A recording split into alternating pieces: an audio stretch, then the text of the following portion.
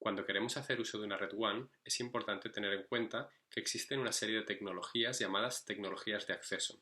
Estas tecnologías nos permiten, desde nuestra casa o desde nuestra empresa, poder acceder hasta la operadora de servicio, que es la que nos va a ofrecer estos servicios WAN. Algunos ejemplos de estas tecnologías son ADSL o las redes de televisión por cable. En los últimos años también se ha extendido mucho la utilización de redes de fibra óptica que llegan desde la casa del usuario hasta la red de la operadora. En esta presentación vamos a centrarnos en particular en dos de las tecnologías que hemos estado comentando, que van a ser por una parte ADSL y por otra redes de televisión por cable.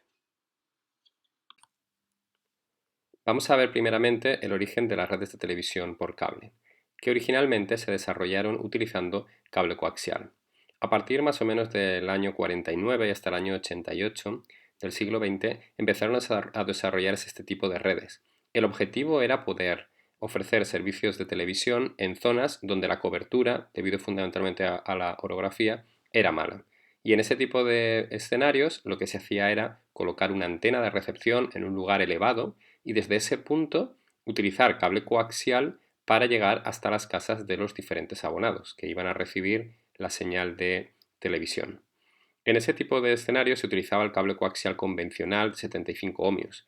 Sin embargo, debido a que las trazadas solían ser bastante largas, se tenía que utilizar amplificadores. Por lo general, un amplificador cada 500 o cada 500 metros o cada kilómetro. Se podían llegar a poner un amplificador detrás de otro hasta un número de 50 amplificadores, y su número muchas veces dependía también del número de abonados o de casas, por ejemplo, que hubiesen en una zona determinada a las cuales hubiera que conectar el cable. Normalmente los datos que viajaban dentro de estos cables viajaban en el rango de entre los 300 y los 400 MHz, que si lo comparamos con ADSL, que trabaja hasta 1,1 MHz, son frecuencias bastante elevadas, y además los anchos de banda utilizados también son bastante elevados. Una de las ventajas de este cable coaxial de 75 ohmios es que está apantallado. Esto lo hace mucho más resistente a interferencias y permite que la atenuación sea menor. Una de las desventajas que tenía esta red, sobre todo desde el punto de vista de utilizarla para una red de datos, es que eran unidireccionales. Estaban pensadas solo para enviar la señal de televisión desde la antena hasta las casas de los usuarios. Por lo tanto, un usuario en su casa no puede utilizar el canal en dirección contraria para enviar datos hacia fuera de su casa, por ejemplo, si en este caso fuese Internet. Aquí podemos ver un esquema en el cual tenemos una antena, por ejemplo, de receptora, con los decodificadores en lo que sería una cabecera, y después tenemos una serie de moduladores de frecuencia que me van a permitir conectar a este cable y utilizar las diferentes bandas de frecuencia entre los 300 y 400 MHz para colocar todos los canales de televisión que yo quiera transmitir. Después colocamos los amplificadores unidireccionales y cada vez que un abonado quiera unirse a esta red de televisión por cable, que será de una operadora concreta, hay que empalmar el cable cerca de su casa para que éste pueda llegar a la casa de cada uno de los usuarios. Colocando muchos amplificadores podemos llegar hasta bastantes usuarios. Sin embargo, la señal se va degradando y llega un momento que podríamos perder suficiente calidad en la señal como para poder tener una correcta recepción de la información. A principios de los años 90 empezaron a aparecer otro tipo de redes de televisión por cable, que se llamaron redes HFC. Era un híbrido entre redes de fibra óptica y coaxial. Se desarrollaron puesto que en el caso de querer dar servicio a un elevado número de viviendas y a gran distancia y enviar un número elevado de canales, necesitamos combinar tecnologías que permitan enviar información a mayor distancia, como es el caso de la fibra óptica. Además, si planificamos bien esta red, podemos utilizarla tanto para transmitir datos como para recibir datos. Ahora, puesto que la fibra llega hasta cada zona de viviendas, tendremos, por ejemplo, en una ciudad que vamos a tener bloques de entre 500 y 2000 viviendas, hasta los cuales va a llegar la fibra óptica, y a partir de ese punto vamos a utilizar cable coaxial para llegar hasta el usuario final. Es decir, que ahora el cable coaxial solamente lo utilizamos en el último tramo, mientras que el resto se encarga de ser transmitido por una fibra óptica. Entre las ventajas, pues bueno, ya no necesitamos muchos amplificadores como antes, ya que la fibra óptica no tiene la misma atenuación y además la calidad de la señal es mucho más alta y que, como decimos, la red puede ser bidireccional. Y esto me permite interactuar con la red. Por ejemplo, puedo tener un sistema de vídeo bajo demanda y elegir qué película quiero ver, ya que puedo transmitir esa información a la operadora y no simplemente ver lo que hacen en un canal sin poder tomar ninguna decisión.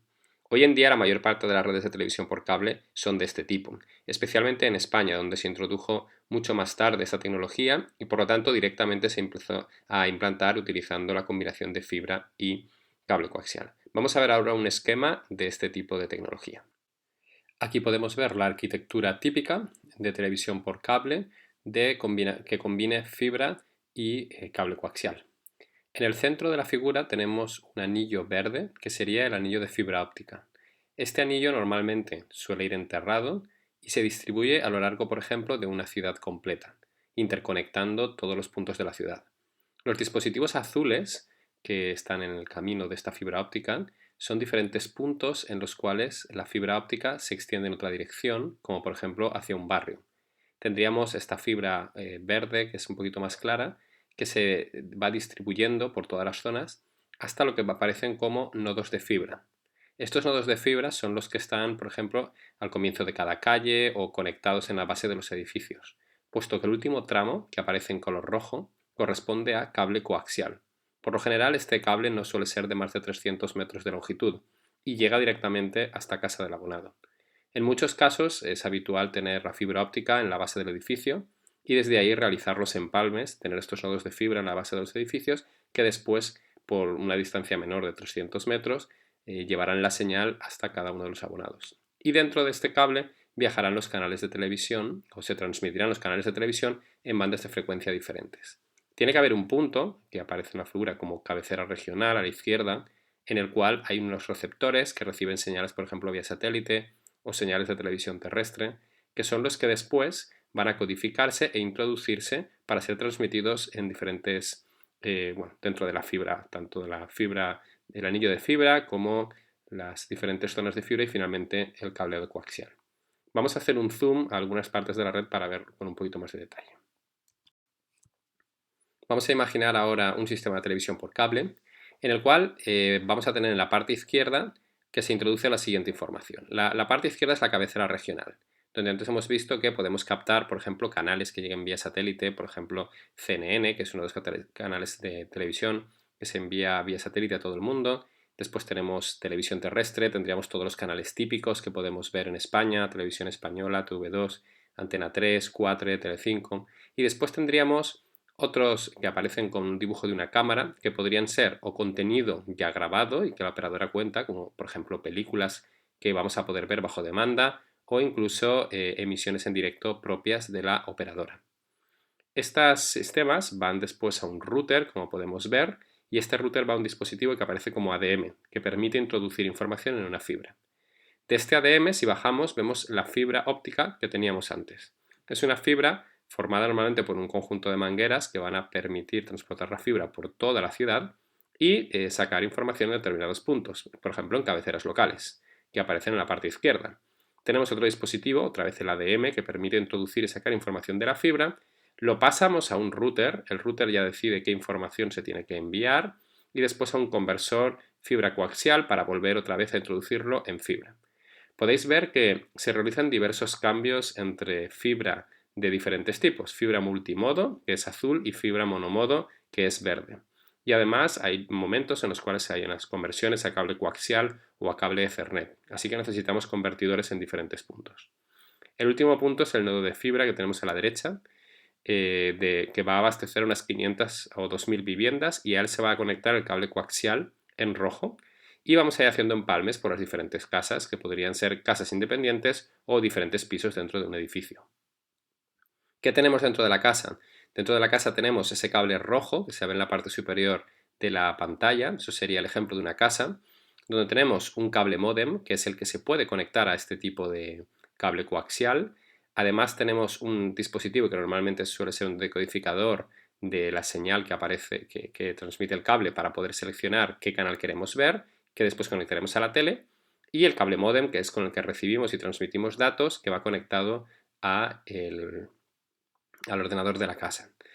En este tipo de sistemas ya podemos enviar y recibir tráfico, ya que son bidireccionales, a diferencia de los que teníamos con los cable modems tradicionales, que solamente permitían la transmisión en la dirección del receptor.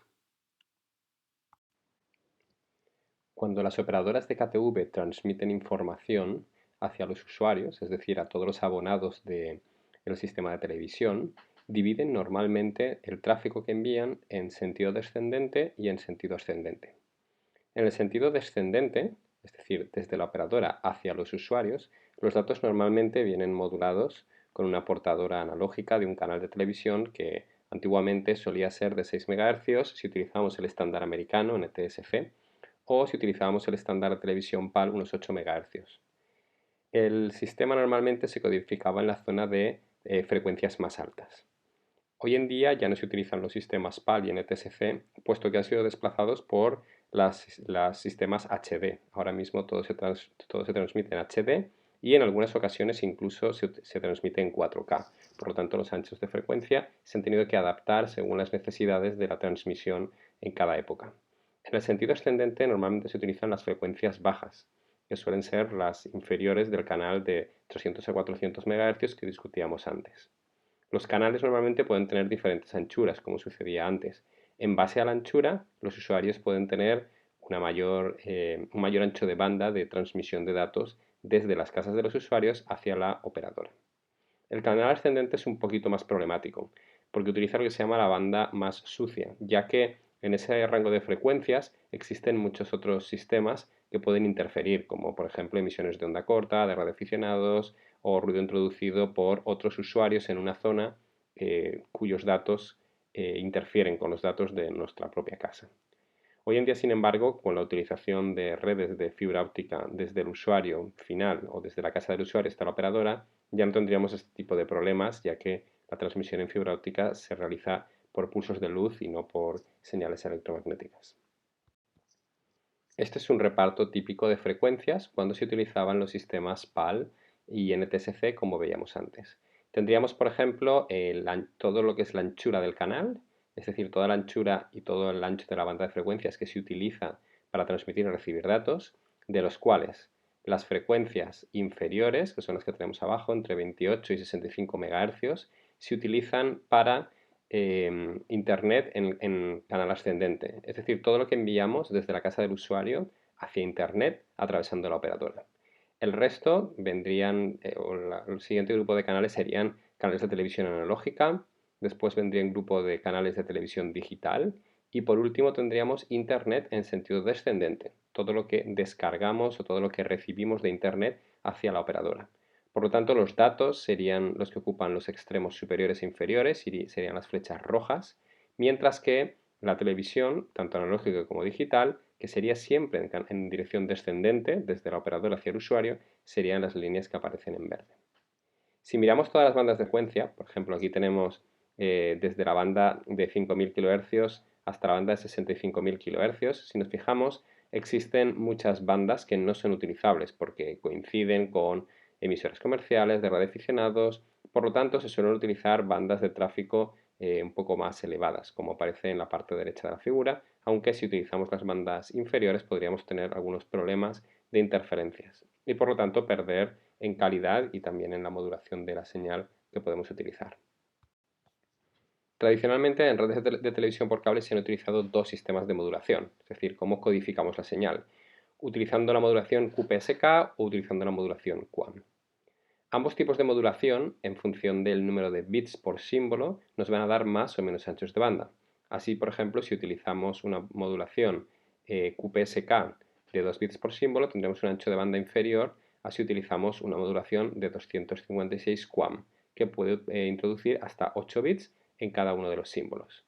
Pero para poder utilizar esta última modulación necesitamos tener un nivel de señal ruido muy alto, es decir, mucha señal respecto al ruido en nuestras recepciones.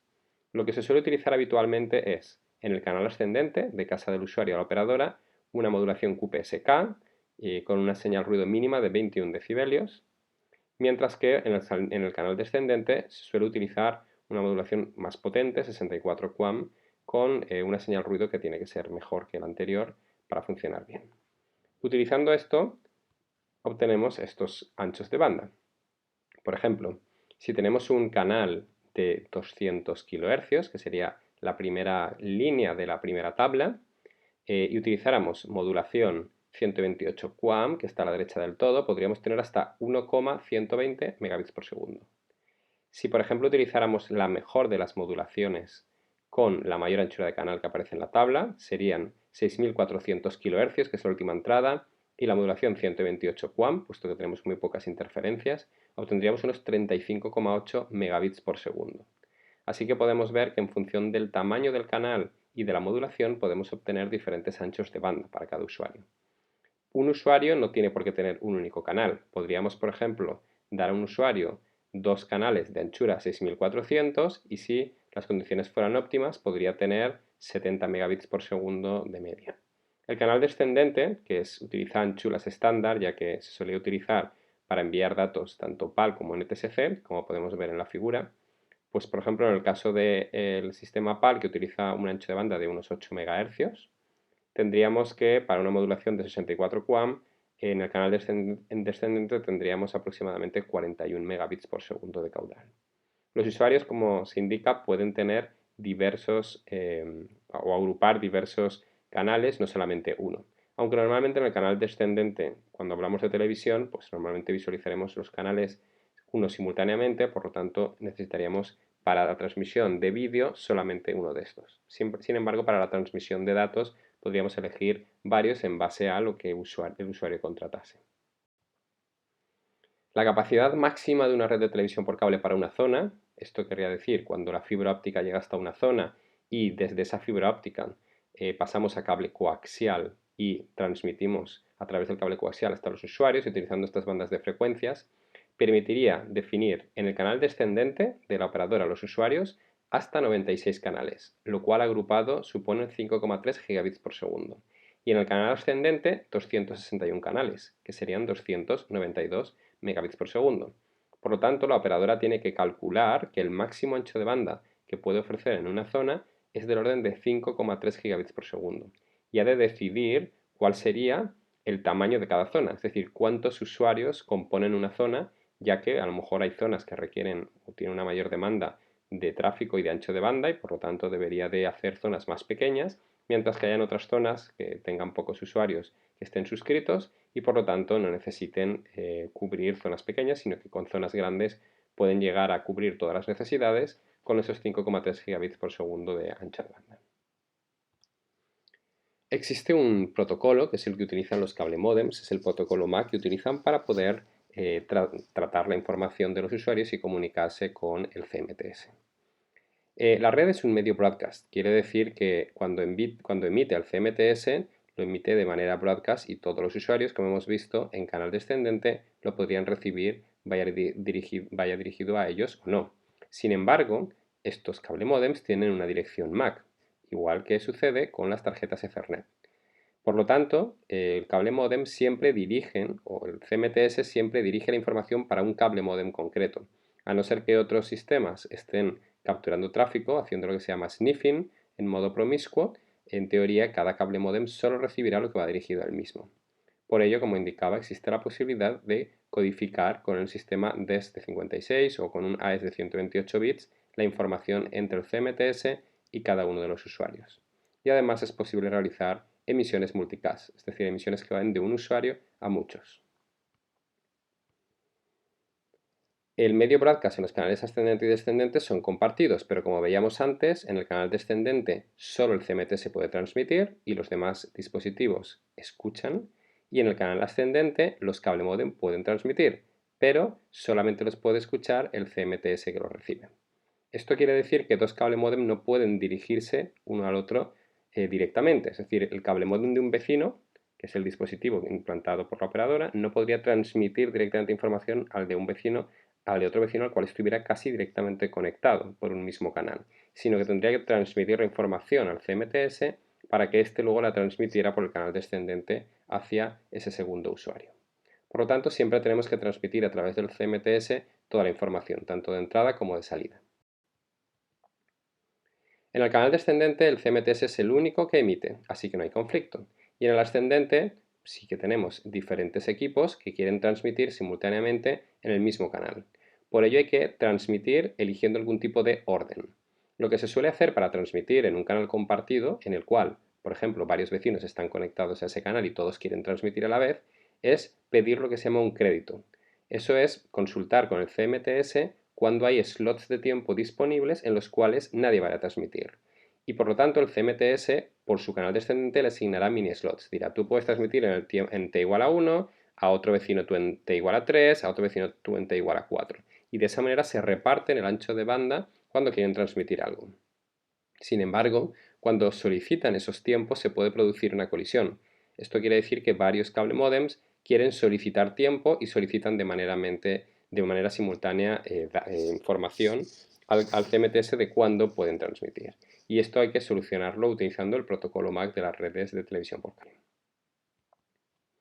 Por lo general existen diferentes tipos de mini slots que trabajan o que se reparten por el CMTS. Los slots asignados, esto quiere decir que el dispositivo CMTS informa a todos los cable modems de una zona a quien ha asignado cada slot de tiempo. Después también proporciona aquellos que están libres y que aún no los ha asignado a nadie. Y hay otros que son de mantenimiento, que son reservados para que los cable modems transmitan datos a el CMTS, pero que realmente no transportan información de los usuarios. Esta información sobre slots asignados de tiempo, libres y de mantenimiento se tiene que transmitir constantemente dentro de cada una de las zonas para que todos los cable modems sepan cómo trabajar y cómo actuar en cada instante. Todo este sistema que acabamos de ver tiene una equivalencia con el modelo de referencia OSI, en el cual podemos ver que el protocolo MAC, que estaba describiendo ahora mismo, es un protocolo de capa de enlace. Por debajo tenemos en la capa física diferentes sistemas de transmisión. Uno de ellos en el canal ascendente es TDMA, mientras que en el canal descendente es TDM.